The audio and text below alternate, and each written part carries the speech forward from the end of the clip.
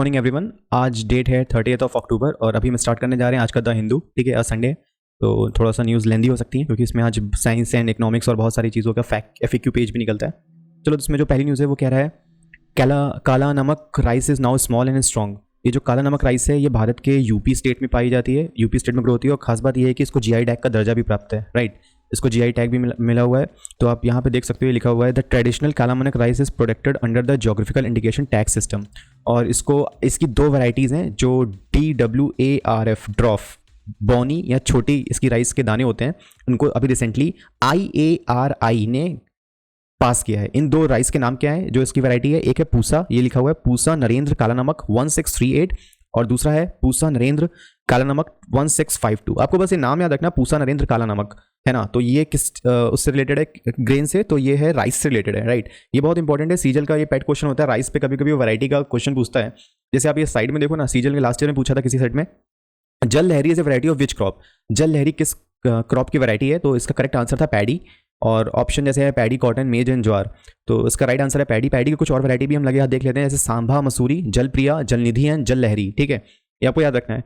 एक सीजन में क्वेश्चन पूछा था, golden rice is a type of rice which rich which vitamin. Golden rice जो होता है ये किस विटामिन से रिच होता है? तो इसका आंसर है vitamin A. Vitamin A related होता है किस डिसीज से? नाइट ब्लाइंडनेस से।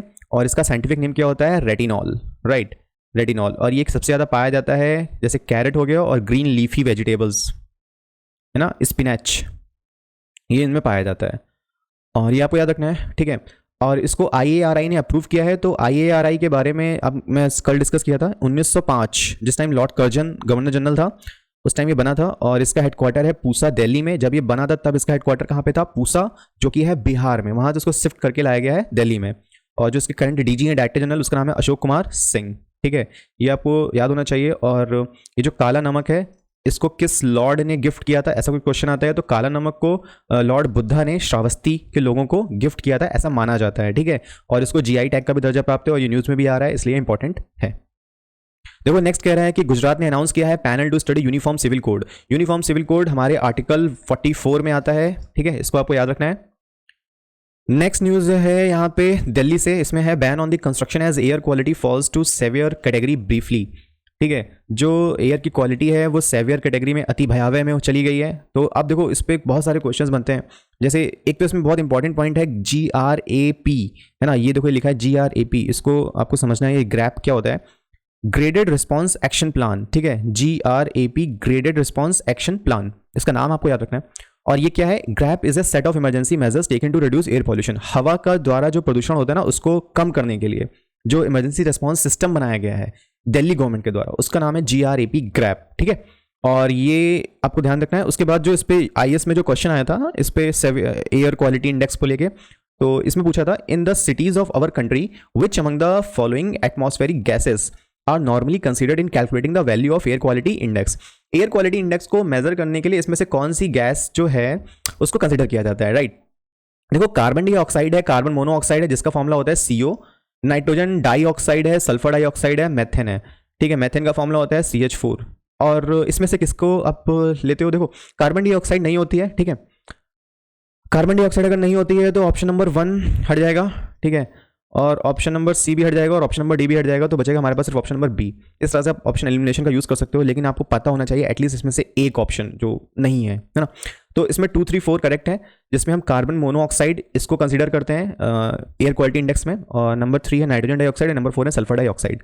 देखो, एयर क्वालिटी इंडेक्स को मेजर करने के लिए भारत में 8 गैसेस को मॉनिटर किया जाता है, ये बहुत इंपॉर्टेंट है। इन 8 गैसेस के नेम क्या है आप इधर देख पा रहे हो? इसमें जो 8 गैसेस, 8 पॉल्यूटेंट्स हैं वो है SO2 sulphur dioxide, NO2 nitrogen dioxide, CO carbon monoxide, O3 ozone and PB lead, PM2.5 particle, PM10 particle and NH3 that is ammonia. Right, in 8 gases, in 8 air pollutants को हम major करते हैं air quality index को बनाने के लिए। ठीक है, ये बहुत इंपॉर्टेंट क्वेश्चन है, एयर क्वालिटी इंडेक्स से रिलेटेड काफी हाईलाइट रहता है मामला। देखो, जो नेक्स्ट न्यूज़ है, इट सेज कि terrorist using technology to harm society. Jaishankar ने कहा है, जो हमारे फॉरेन मिनिस्टर है, right, external affair minister S Jaishankar. ये क्या हो रहा है? ये UN की समिट जो मीटिंग चल रही है ना, UN की security council counter terrorism committee की मीटिंग चल रही है न्यू दिल्ली में, उसका लास्ट डे था। ठीक है, तो वो कंक्लूड हो गई है, खत्म हो गई है। तो उसमें इन्होंने बोला है कि टेररिस्ट जो है आजकल टेक्नोलॉजी का यूज़ कर रहे हैं, दैट्स इट। देखो, जो नेक्स्ट न्यूज़ है ये बता रहा है rise in demand for India train nurses after pandemic. एक डेटा अभी रिसेंटली रिलीज हुआ है, तो ये बता रहा है कि पूरे वर्ल्ड में, ऑल ओवर वर्ल्ड, कहाँ कहाँ से इंडियन नर्सेज की डिमांड आ रही है। Ireland, Malta, Germany, Netherland, Finland, UK, Wales and Belgium, ठीक है, यहाँ से इंडियन नर्सेज की डिमांड बहुत ज़्यादा हो गई है। अब देखो इसमें बहुत इंपॉर्टेंट जो है वो ये आपको याद रखना है कि इंडिया की जो रैंक है वो सेकंड है after the Philippines in the number of the nurses working overseas. पूरे विश्व में जहाँ जहाँ नर्सेज काम कर रही हैं दूसरे अदर कंट्रीज की, उसमें नंबर 1 है फिलीपींस, ठीक है, एंड नंबर 2 है इंडिया। ठीक, ये आपको याद रखना है। जो नेक्स्ट न्यूज़ है वर्ल्ड में, ये कह रहा है कि साइक्लोनिक स्टॉर्म नलगाई ये आया हुआ है फिलीपींस में। फिलीपींस की कैपिटल है मनीला। देखो जो नेक्स्ट न्यूज़ है वर्ल्ड की बहुत इंपॉर्टेंट है। Citing attack against ships, Russia moves to suspend grain export.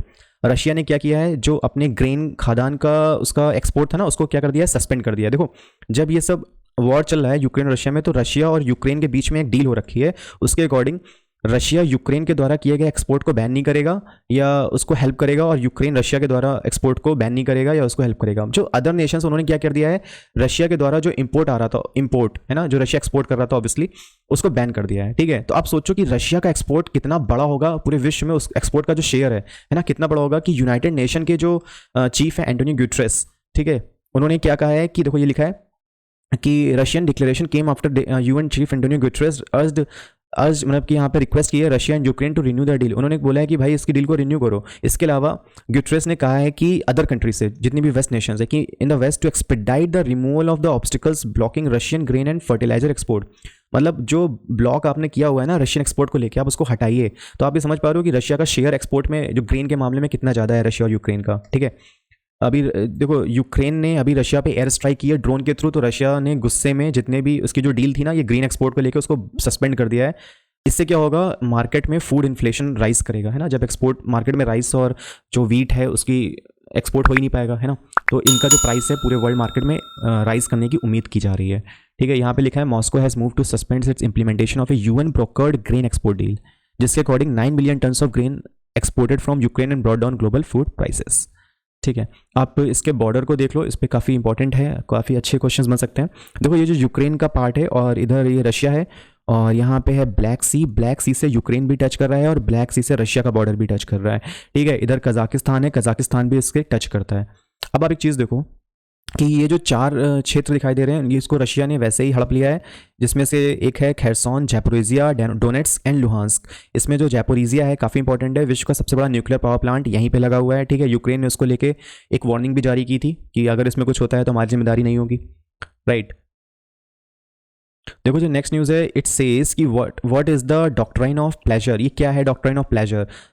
ये जो सारा बवाल, ये जो केरला गवर्नर का जो बवाल चल रहा है ना, मैं इसको शॉर्ट में एक्सप्लेन करता हूँ, वो आप ध्यान से सुन लो। जो केरला है, केरला में 9 यूनिवर्सिटीज़ थी जिनके वीसी वाइस चांसलर की पोस्ट खाली थी। ठीक है, अब क्या होता है कि जब किसी वीसी की पोस्ट खाली होती है तो एक कमेटी बनाई जाती है जिसको हम सर्च कमेटी कहते हैं, और उसमें से वो कमेटी क्या करती है, 3-4 कैंडिडेट को चुन के लाती है और उनका इंटरव्यू करती है और किसी एक को सिलेक्ट करती है। बट वहाँ पे क्या हुआ, इन 9 वीसीज को चुना तो गया, लेकिन वहाँ पे ऑप्शन भी सभी में एक ही एक रखे गए थे। मतलब एक कैंडिडेट को लाया गया और उसी कैंडिडेट को वीसी की पोस्ट पे बैठा दिया गया। जब ये मामला सुप्रीम कोर्ट में पहुंचा तो सुप्रीम कोर्ट ने क्या कहा कि ये तो इलीगल है ना, और इनवैलिड है, ये जो अपॉइंटमेंट की गई है ये कैसी है, इनवैलिड है। तो वहाँ के केरला के जो गवर्नर होता है ना, गवर्नर जिनका नाम है आरिफ मोहम्मद खान, ठीक है, इन्होंने कहा कि अच्छा देखो, जब कोई वीसी की पोस्ट खाली होती है किसी यूनिवर्सिटी में तो बाय डिफॉल्ट उसका वीसी कौन होता है, उस स्टेट का गवर्नर होता है। ठीक है, तो इन्होंने बोला कि भाई ये तो सही में इनवैलिड है सारी अपॉइंटमेंट्स, और जितने भी 9 यूनिवर्सिटीज़ के वीसी थे उनको अगले ही दिन, मतलब अपॉइंटमेंट के नेक्स्ट डे, इन सबको क्या बोला कि आप रिजाइन करो, और उन्होंने रिजाइन किया।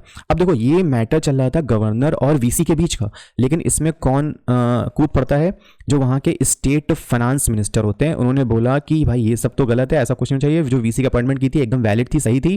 ठीक है, तो और कई मिनिस्टर और भी बीच में आते हैं। तो केरला के गवर्नर ने क्या कहा कुछ दिनों पहले कि ये जितने भी मिनिस्टर हैं जो बीच में जंप कर रहे हैं, मैं उन सबको हटा दूंगा। ठीक है, मैं उनसे जो प्लेजर है अपना खींच लूंगा, यानी उन मिनिस्टर्स को हटना पड़ेगा, रिजाइन करना पड़ेगा। अब ये मामला जो पूरा हो गया ना, वो गवर्नर वर्सेस सीएम का हो, मिनिस्टर्स का हो गया, अदर मिनिस्टर्स का हो गया। ठीक है, कि क्या मिनिस्टर गवर्नर के प्लेजर, जो स्टेट के चीफ मिनिस्टर्स होते हैं, क्या वो गवर्नर के प्लेजर पे ही रहते सर्वाइव करते हैं, कि अगर गवर्नर ने प्लेजर हटा दिया तो क्या वो सारे मिनिस्टर हटा दिए जाएंगे? तो ये मामला भी इस बीच में चल रहा है।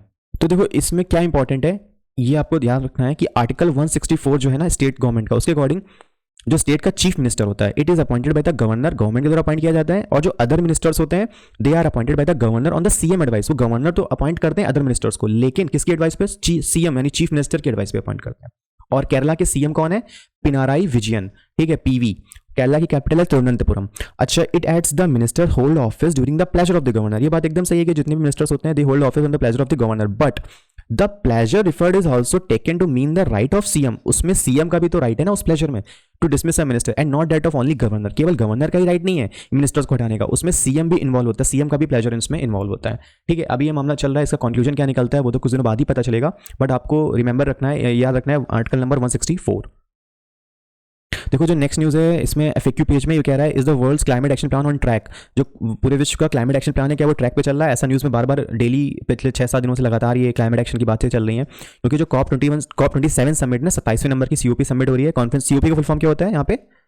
Conference of parties. ये जो कॉन्फ्रेंस ऑफ पार्टीज है ये किसके अंतर्गत आते हैं? UNFCC है ना, UNFCC के अंतर्गत आते हैं, UNFCCC। ठीक है, अब देखो ये जो COP27 समिट है ये नवंबर में 4 से 7 नवंबर से शायद शुरू होने वाली है इजिप्ट में, और इजिप्ट की जो जगह पे उसका नाम है शर्म अल शेख। ठीक है, और जो COP28 होगी वो होगी UAE की कैपिटल दुबई में, राइट। ये सबको याद रखना है आपको, अपकमिंग एग्जाम्स के लिए सभी बहुत इंपॉर्टेंट है। तो ये कह रहा है जो शर्म अल शेख है 6 से 18 नवंबर के बीच में स्टार्ट हो रही है COP27 को।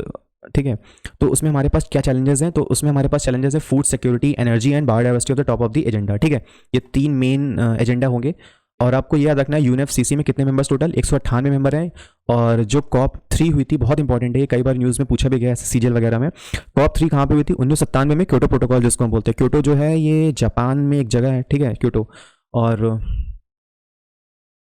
इसके बाद है कि जो COP3 थी वो एक लेजेंडरी समिट थी 1997 में, और जो COP21 अगली लेजेंडरी समिट थी वो 2015 में हुई थी। ठीक है, जिसमें पहली बार COP21 में ये कहा गया था कि जो जितने भी ग्लोबल वार्मिंग है ना, आपको टेम्परेचर उसमें 2 डिग्री सेल्सियस या पर्टिकुलर बात की जाए तो 1.5 डिग्री सेल्सियस 1.5 से कम रखना। अगर इससे ज़्यादा होगा तो ग्लोबल वार्मिंग बहुत तेजी से होगा, ग्लेशियर्स मेल्ट होंगे, और जितनी भी ऐसी कंट्रीज है ना जो समुद्र के किनारे बसी हुई हैं, जिसके अराउंड में सीज हैं, वो सब क्या हो जाएंगी? उसमें डूब जाएंगी, सबमर्ज्ड हो जाएंगी। तो पहली बार ये बात उठी थी COP21 में 2015 में जो समिट हुई थी। अगली इस साल जो समिट हुई है वो है ग्लासगो में, जो है COP26। ठीक है, फरवरी और में शायद हुआ था ग्लासगो 26 में। ठीक है, और उसमें क्या बोला गया था? Phasing down of the unabated coal power. जितनी भी कोल पावर है उसको आप क्या करो? कम करो। जितना भी कोल से जनरेट हो रही इलेक्ट्रिसिटी आप उसको कम करो, उसके अलावा रिन्यूएबल एनर्जी पर फोकस करो। ये COP26 में बोला गया था। ठीक है, तो इसमें ये कहता है कि इंपॉर्टेंट क्या है इंडिया के लिए, where does India stand for. अभी देखो 197 में इंडिया भी उसका पार्ट है, तो इंडिया ने प्रॉमिस किया था कि 2030 तक हम क्या करेंगे? इस promise to limit the increase no more than 1.5 degree Celsius. हम 1.5 डिग्री सेल्सियस से ज़्यादा का जो ग्लोबल वार्मिंग उसको उत्सर्जन नहीं करेंगे, लेकिन कब तक? 2030 तक। ये टारगेट आपको याद रखना है।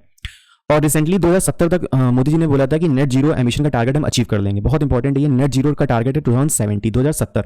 इसके अलावा जो हमारा टारगेट है कि नॉन फॉसिल एनर्जी जो होगी, मतलब कोल के अलावा जो एनर्जी प्रोड्यूस की जाती है, हम उसको 500 गीगावाट करेंगे बाय 2030। देखो जो नेक्स्ट संडे के दिन पेपर आता है प्रोफाइल, उसमें एक किसी स्पेशल पर्सन की जो न्यूज़ में बहुत बना होता है पूरे वीक में, उसका निकलता है।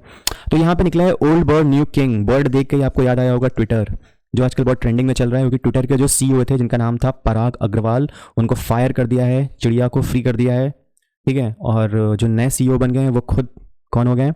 वर्ल्ड के रिचेस्ट मैन जिनका नाम है एलॉन मस्क। अब ये नए CEO हैं ट्विटर के। ट्विटर कब बना था? ट्विटर 2006 में बना था, और जब उस टाइम बना था उस टाइम इसके CEO थे जैक डॉर्सी, या वी कैन से कि Jack Dorsey was the founder of the Twitter which was founded in 2006। जो नेक्स्ट न्यूज़ है फाइनेंशियल न्यूज़ है, वो कह रहा है गवर्नमेंट ने शुगर के एक्सपोर्ट का जो कर्ब लगा था, मतलब रोक लगी थी कि आप शुगर इंडिया एक्सपोर्ट नहीं करेगा, उसको बढ़ा के कर दिया 31 अक्टूबर 2023 तक। भारत चीनी का निर्यात नहीं करेगा दूसरे देशों को। तो ये थी आज की इंपॉर्टेंट न्यूज़ और करंट अफेयर्स जो सभी इंपॉर्टेंट एग्जाम्स के लिए इंपॉर्टेंट है। तो अगर आपको ये वीडियो अच्छा लगा हो तो शेयर करें एंड सब्सक्राइब करें। Thanks for watching.